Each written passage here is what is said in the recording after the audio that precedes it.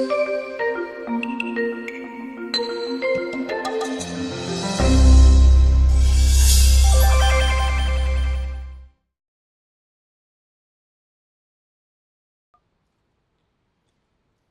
me to say thank you to the organizers for having me here, and I'm truly impressive to share this with Stephanie and the group just now, that I'm very impressed to see 100 odd highly competitive overachievers from ASEAN to be among us today. Let us talk a little bit about poverty and inequality. I know that among many of us here, or many of you here, you come from a rather privileged background and group.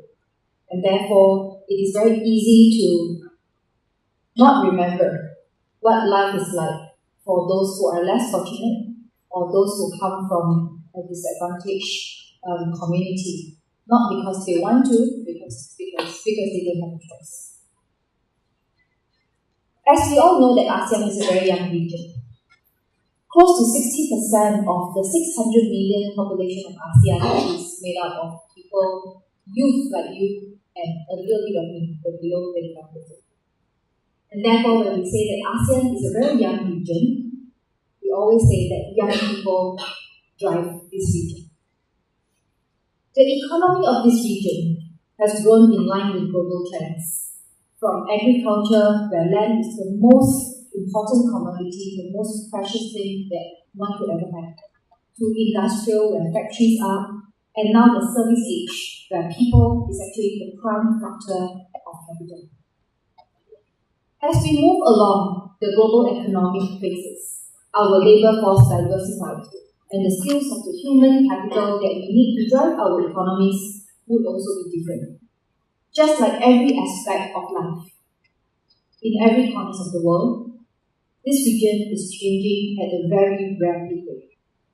The digital world, complemented by the domination of knowledge economy, poses a different challenge to governments today, forcing governments to adapt very quickly so that the nation itself will not be left behind.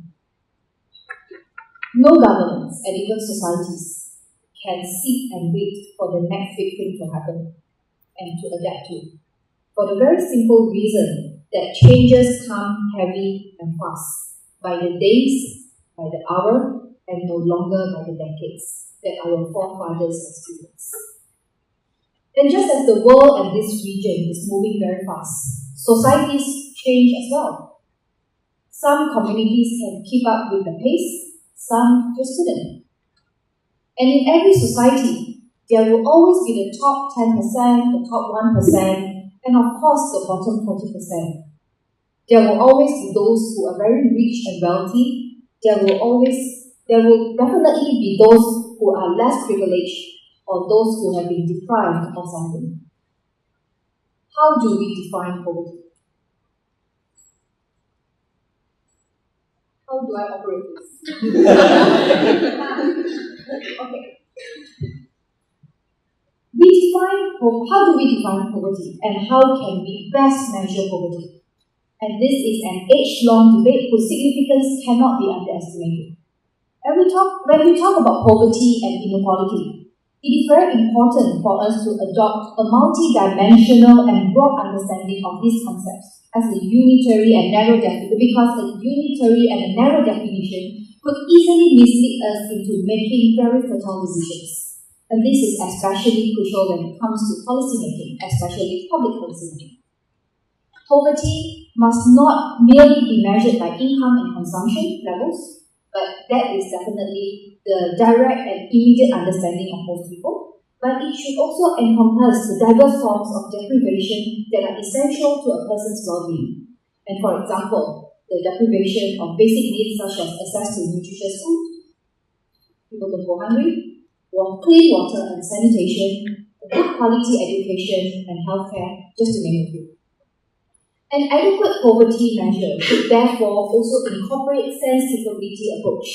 Go look up sense, SEAMconference, and be based on the real capability and opportunities. The word here is opportunity that a person has in pursuing and achieving what they deem to be of value in life.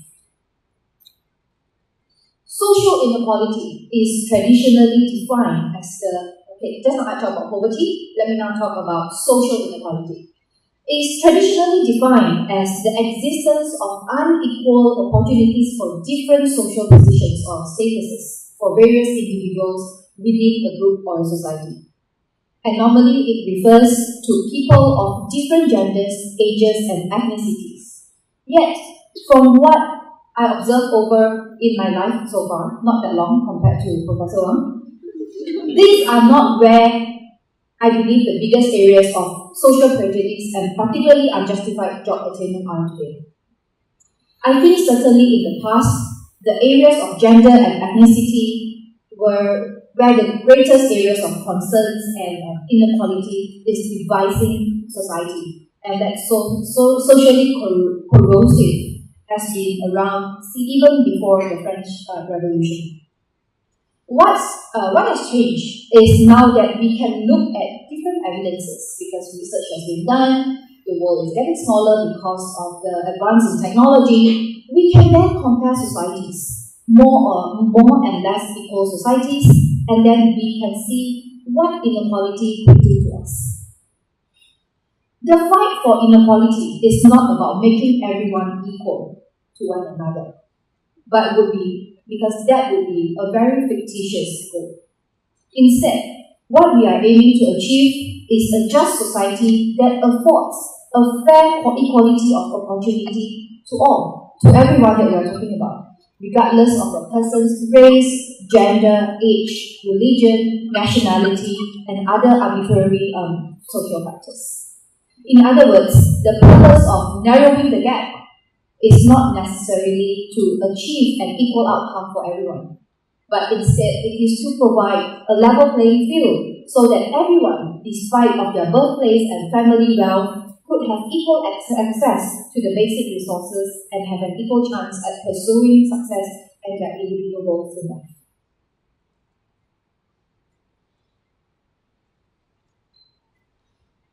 According to the 2015 UNDP Human Development Report, Cambodia and Laos are currently the top two ASEAN countries in which a significantly high percentage of the population are still suffering from poverty. You can see Cambodia at 46.8% right at the top, and then we have got a 1% for Thailand and Indonesia 4.9%. However, it should be noted that there has been a successful reduction in absolute poverty levels all across ASEAN countries over the last 2 decades. And in fact, extreme poverty in this region has dropped from more than 50% to around 25% since 1988.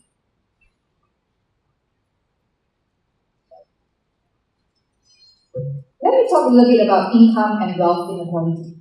I'm going to take you through some indexes and data and what equality actually looks like in this region.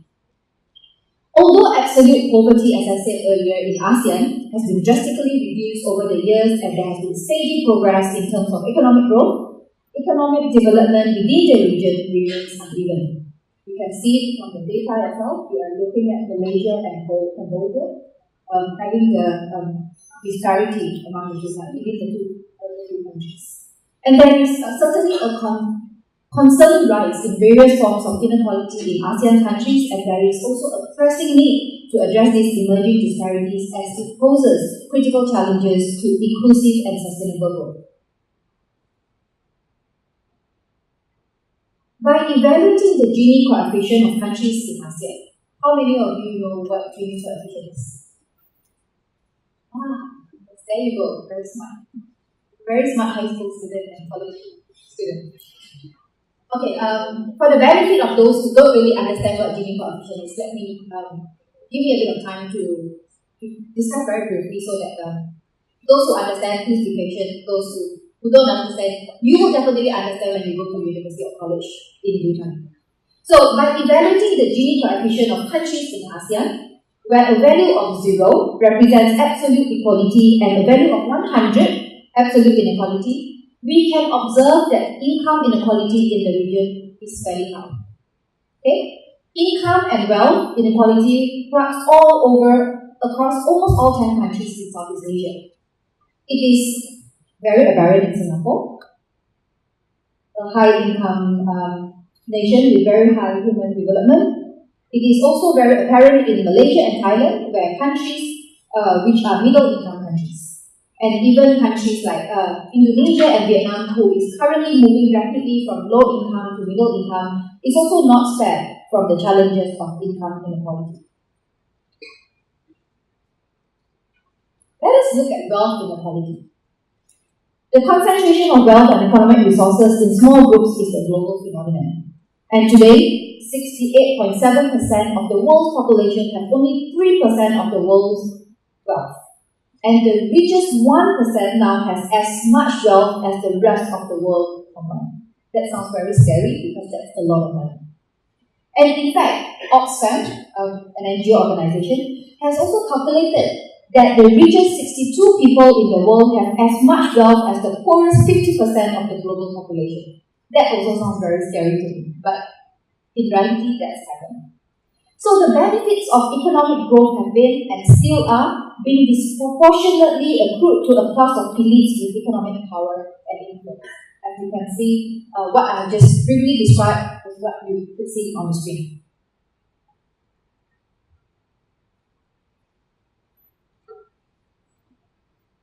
Let us now look at the global gender gap. For Southeast Asia, the overall ranking showed that Philippines is the most progressive in this report, and unfortunately Malaysia is the bottom of the list for ASEAN. Then we look at the sub-indexes. In terms of economic participation and opportunity, we could say that ASEAN actually fares fairly well in this subcategory because most Southeast Asian countries have tapped into women's potential in the labor force and maintain a relatively high women participation rate. For example, in Malaysia, 47% of the workforce is actually women. That's very encouraging, but I will share with you some other facts which are not so encouraging later. Then when we look at education attainment, the data is not out here, but Philippines got 34, Singapore got 111. Why, I cannot explain, but this is the report we published. In terms of health and survival, Cambodia, Philippines, and Thailand have achieved full parity in this subcategory, whereas other ASEAN countries are also faring relatively well and are close to achieving full parity in terms of health and survival. In terms of political empowerment, apart from the Philippines, Southeast Asian countries fall on the bottom half of the ranking table. This is particularly concerning given the fact that nearly all women leaders in Asia have also shown to have a family history with some form of political background. And half of the population consists of women, and we should rightfully have more women voices in the political sphere. Let's look at gender inequality at the workplace. This is a manifestation of long-standing patterns of inequalities, both structural and cultural. Some general policy recommendations that we would like to, that we have been advocating for is to perhaps include strengthening gender-sensitive employment policies. Not sure about in your countries, but in Malaysia, this is what we are working on. We want to strengthen policies to have more gender-sensitive employment. For example, what we can do is to enact legislative measures against workplace harassment that happens a lot in many countries. Maybe we can enact legislative measures to ensure that women and men receive equal pay for work. The World Bank report recently released that in Malaysia, women get paid 7% less than men counterparts for doing exactly the same job. The other one could be expand both maternal and paternal parental leave when the time comes. Third could be enlarge care options, including daycare centers, things like that. So favorable policies to encourage women to return to work, to also contribute to the economy are some of the things that we do and that we hope to achieve, because when more women get to work, then we will open up more opportunities for women. We will be giving those who have been deprived of certain opportunities the opportunity to strive and the opportunity to shine in society, and therefore inequality will certainly go down in the future. A little bit about health. Inequality entails a waste of human resources because the poor are often constrained in investing in education and health. So to stop impoverishment, all countries, we think, should aim for universal health coverage due to the fact that ill health can push people into poverty and then hold them back. Imagine people who are sick, not having access to healthcare, or people who are sick who are not fit to go to work. The whole family will break down, when the nuclear family breaks down, society breaks down, nation will break down. Okay? For example, let me talk about Thailand. Thailand serves as a very good example to show that the country does not have to be a high-income nation in order to provide universal health coverage.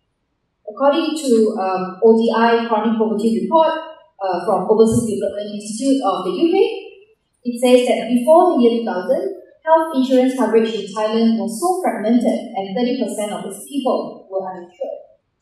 However, in 2001, the Thai government introduced the universal coverage scheme that was fully financed by the general government revenues, and as a result, the incidence of catastrophic health expenditures among the poorest quintile fell from 6.8% to 2.9% in 2009, and the richest quintile from 6.1% to 4.7%.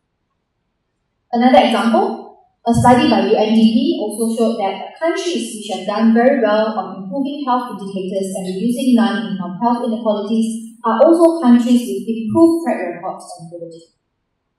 How many students from Thailand? 2, 3, 4. Do you really see effect of this policy in your country? Yes. Maybe during the breakout session, we can talk about this more with the rest of your counterparts. Okay. So at a glance, the health and education outcome of countries in Southeast Asia, we can say is fairly adequate, though there is certainly a lot more room for improvement. Education statistics. Adult literacy rate for most countries remain high as 90% and above, with the exception of Laos. How many from Laos? No? Oh, sorry. Nobody from Laos.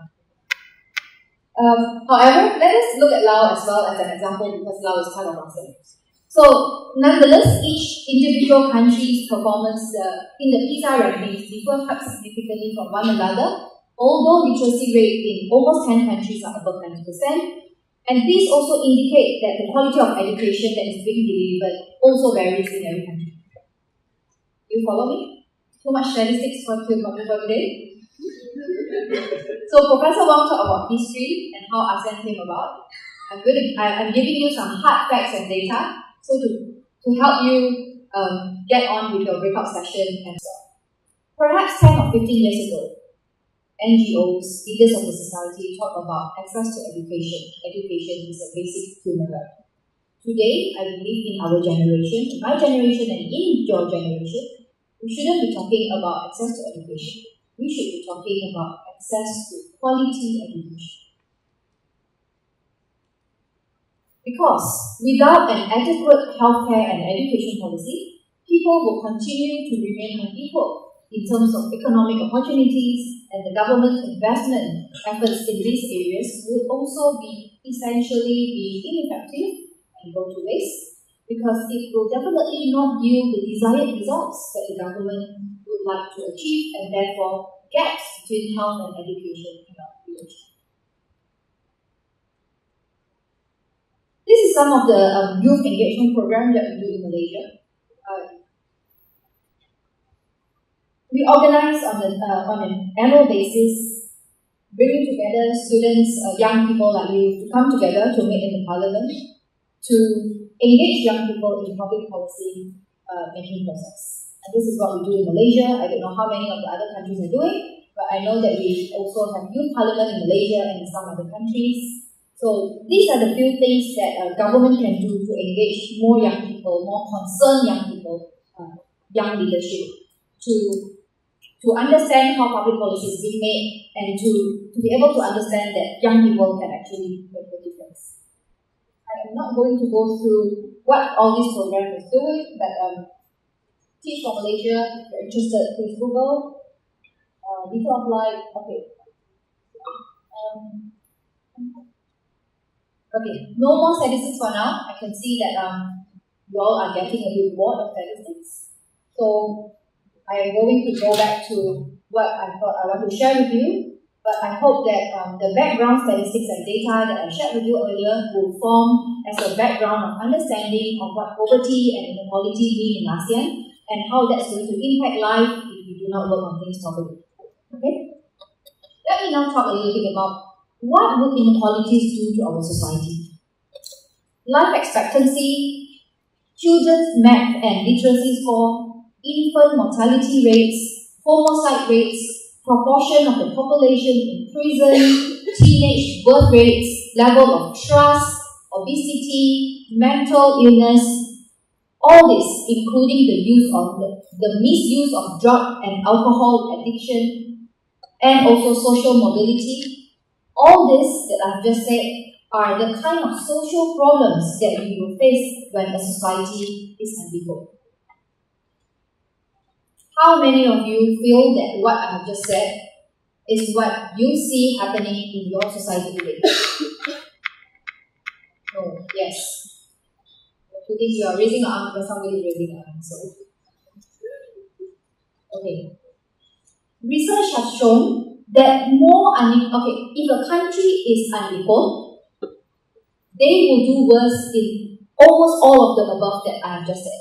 Childbirth rate, mortality, drug and alcohol abuse, and all those social problems.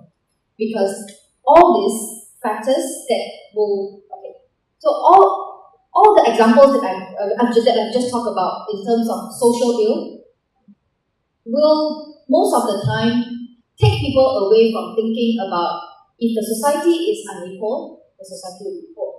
Right? What I've just said is more of the effect of inequality in society. Follow? Yes? Okay. So when there is a very close correlation between how unequal a society is and how much social ills and problems that you're going to have, it is something that researchers, policymakers, and political leaders have to work on in terms of public policy.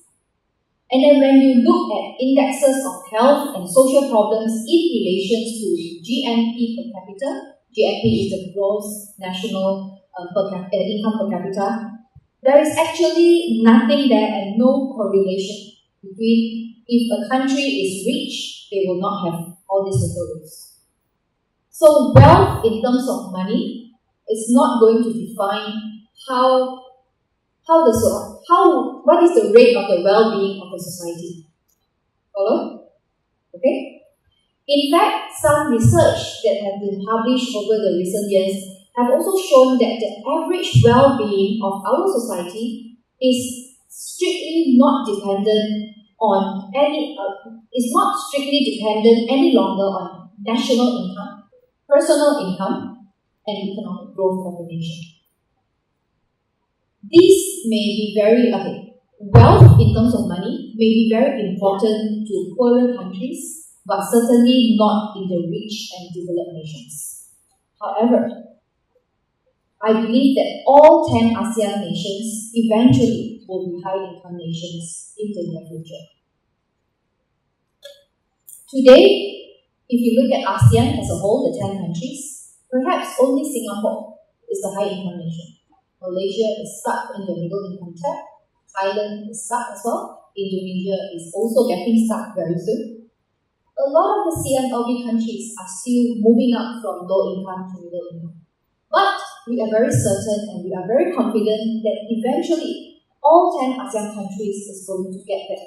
So therefore, the problems of the rich and the developed countries today will eventually and essentially be our problem in ASEAN in the future if we do not tackle them now.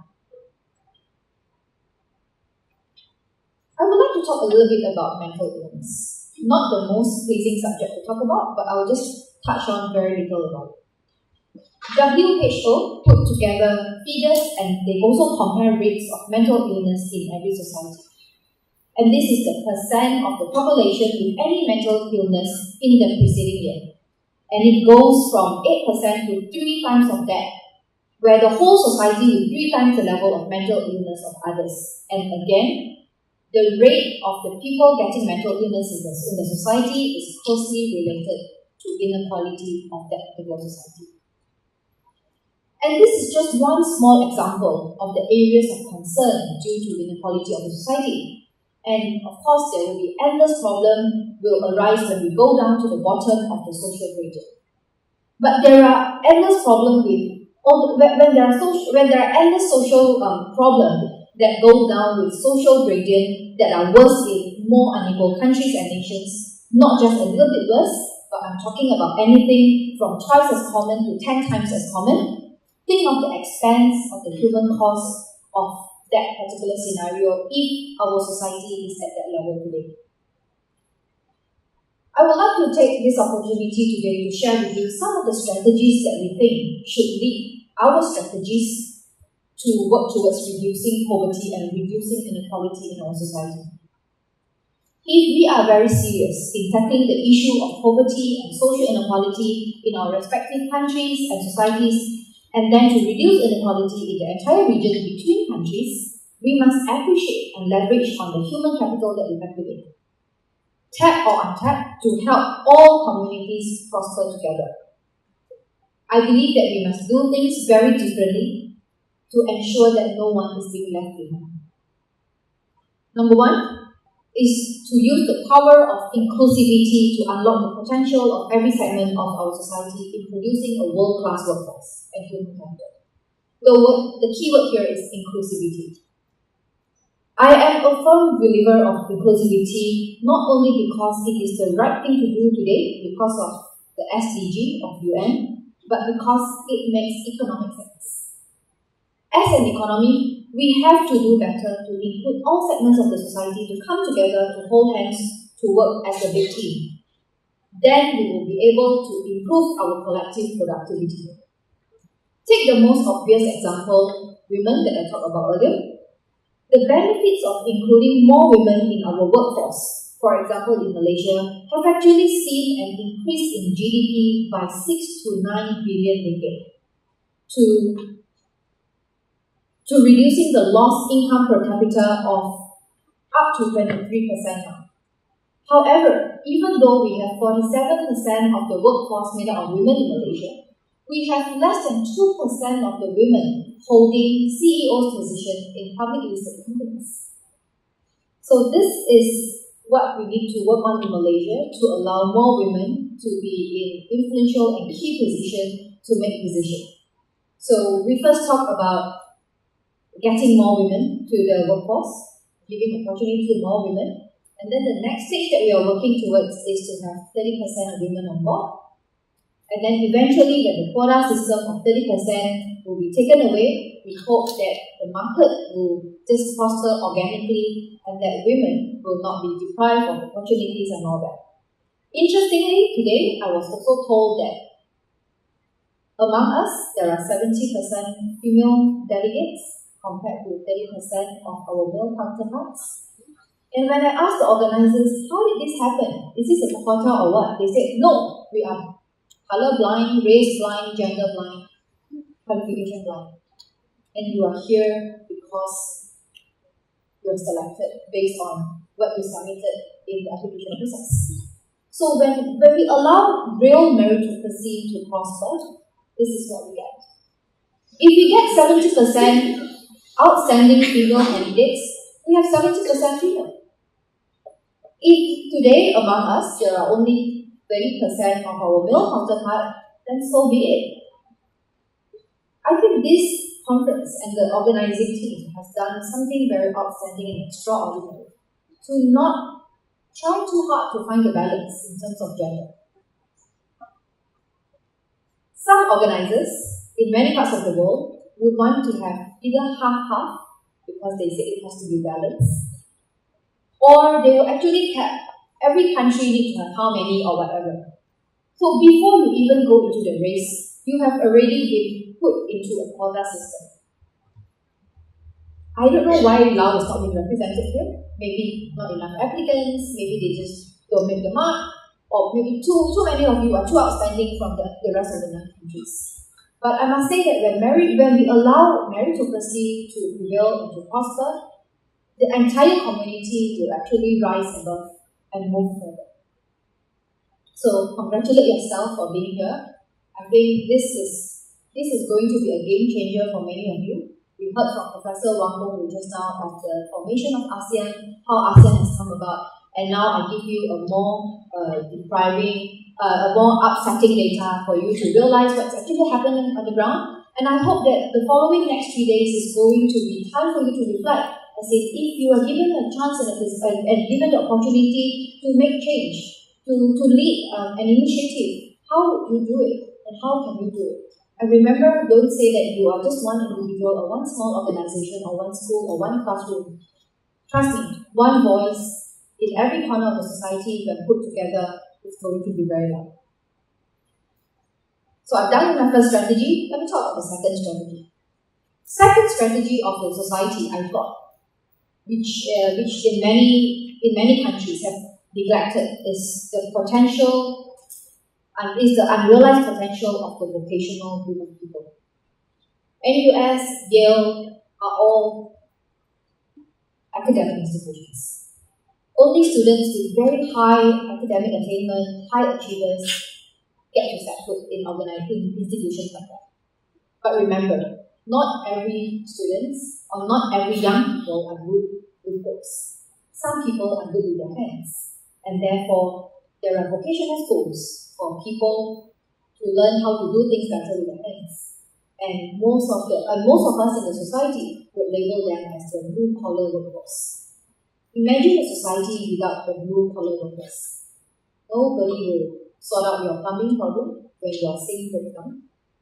Nobody will repair your cars because everybody is a professor and doctor and accountant sitting in the office. So no workers at the workshop. If your car breaks down, that's it. Nobody will be waitressing at the restaurant. So you do the work yourself. Nobody clean the toilet, nobody clean the roads and all that. So we need vocational people to run societies and economies as well. However, in the Kiasu Asian society, I think Kiasuness is not only in Singaporeans and Malaysian, and now I think that it has infected the entire ASEAN. Asian people as a whole is just more competitive for whatever reason, I don't know why. But it's just the mentality of Asian people of thinking. Most of the people, not all, I'm saying it's just a general perception that good students normally go to universities, they do all the academic qualification, become doctors, professors, academicians, and you do all the office clean job. But who wants to do the 3D job? What does the 3D job mean? 3D job will mean the dangerous job, the dirty job. Some say the third D is the demeaning job.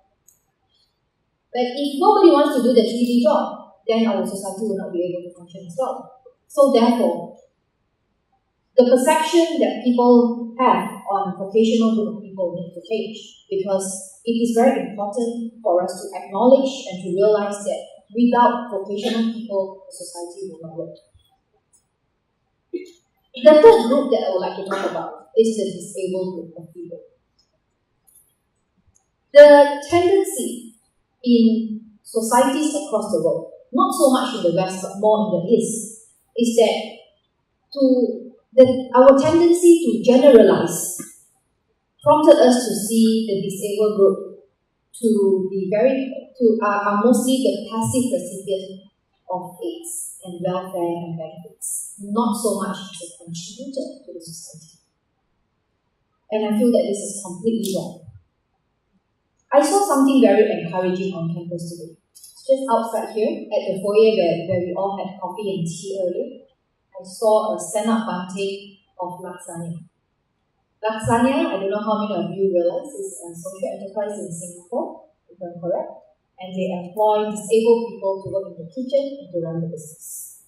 I think initiatives like this should be encouraged. Governments and corporate sector and even the civil society should pay more attention to the disabled group of people, because these group of people have got a lot of potential ambition. If given a chance, I am also very sure that they will be able to fulfill their economic commitment to the society. They will also be able to contribute what they can to the society, because most of the disabled people or less able people, they are very patient. They can do the same thing 1 million times that you and me cannot do and not willing to do. So, When different groups of people find their worth in the society and find ways that they can contribute to the society, they will feel very useful. And when people know that their self-worth is being recognized, people want to do more. And I think that is the only way for us to be inclusive in our economy, to be inclusive in our policy, and to be inclusive in how we want to have sustainable growth in the entire region. Yesterday, I read an article on social media about H&M. How many of you read that? You read that? About how H&M will fire female workforce that's actually pregnant. Yeah, I think it went viral on the social media. So let me just, for the benefit of those who have not read the article, just a bit of background is that the Asia Floor Wage Alliance actually found evidence of widespread exploitation of H&M, the very big fashion brand, H&M, supplying factories in Cambodia and India. And the article actually showed how much how lifeless and how women workers suffer, the factory workers suffer when they are making a $5.99 kind job. I believe that if this is true, I don't know how true is this. I think an investigation will definitely begin very soon. But I also believe that this is not an isolated case. Today, H&M is like that. And if you remember factories in China where workers will drop dead or they will just jump off from the building and they commit suicide because of stress or because they are being asked to work too hard over 18 hours a day or things like that. And those factories in China, I don't know if you remember, they produce iPhones for all of us. So what has gone wrong to corporate today? What has gone wrong to our societies today? And what has gone wrong to the people? Is it because we have to make ends meet so badly that we work regardless of anything? Or is it because corporate sectors squeeze the people so much that people don't have a choice? Or is it because the society has prospered so much that if you don't work 3 times harder, you will not be able to survive and not be able to put food on the table? How are we going to have a mindset shift? How are we going to have a paradigm shift for us to first look at things differently, and then we can think differently, and then we will be able to do things very differently? I am not talking about getting ready for the digital age. I am talking about beyond digital age. Today, the language of the future for today is coding. If you don't know coding, you're an idiot. Fine, I don't know coding. I passed it. And I'm not learning yet. I don't know how many of you here know coding. But for children, for kids today, or youth today, if you don't know coding, you are half blind. But let us look beyond coding. What is going to be the next big thing for the world? Coding could be the big thing for the next 20 years. But with just coding, with the 4th Industrial Revolution that the World Economic Forum talks so much about, how are we going to sustain the well-being of the people, to have sustainable growth, to ensure that environment is not being compromised, to ensure that we here today, if we prosper, we are going to leave the problem 80 years later for our next generation. I feel that the 60% population of us, the youth of ASEAN today, we need to do things very differently. And we have to stay ahead of the curve of the change that we are going to see. We not only need to upskill our people, upskill ourselves, but I feel that we first need to play a role in creating the enabling environment for people to prosper together and shine together.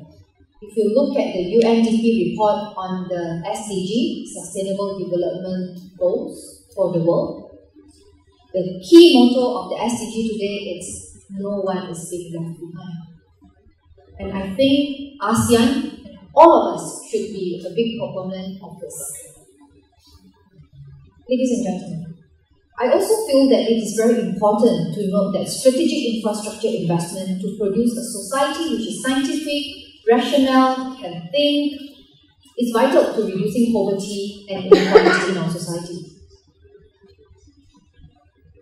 But do remember that we need to link up with the multiple parts of the ecosystem in the society, the government, corporate sector, civil society, you and me, families, neighborhood associations, to be able to produce an enabling environment so as to ensure that no one is left behind. If, assuming, for example, only 10% of us here know code, only 10% will be able to fly very far. The rest of the people are illiterate, don't have the chance to perform, don't have the opportunity. What's going to happen to the society? Remember all the social illness that I talked about earlier? Try to relate progressiveness, wealth, development of the nation and the region to what is going to be the impact of those being left behind. And when the social gap is so huge, what is going to happen to our society? I feel that not leaving anyone behind is not all. We have to go beyond that. I feel that we need real leaders today. We need real leaders among all of you here. And I feel that we need more real human leaders who are not only very smart and very hardworking, but we need leaders who have the compassion, empathy, ethical to run societies and nations.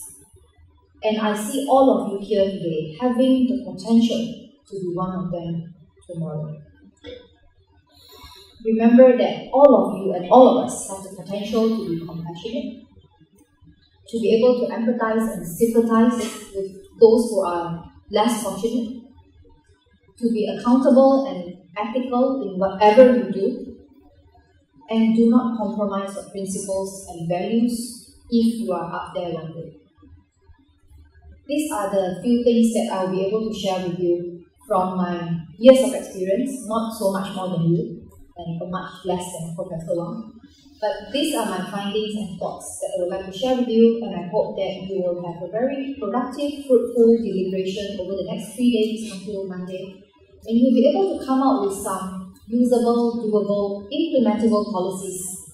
And I also promise you, like what Ambassador Nina said this morning, I will read through your policy recommendation and I will see how I can advocate for them in my own country and then hopefully in the future at the ASEAN level. Because I believe that only when I believe that when us work as a unit, as an individual, and then through our organization, our institution, society, nation, region, the entire engine of growth in the world, which is ASEAN, will prosper together. And I believe that all of us here today, and those who are not here today, actually have the role, have the responsibility to do so together. And with that, thank you very much.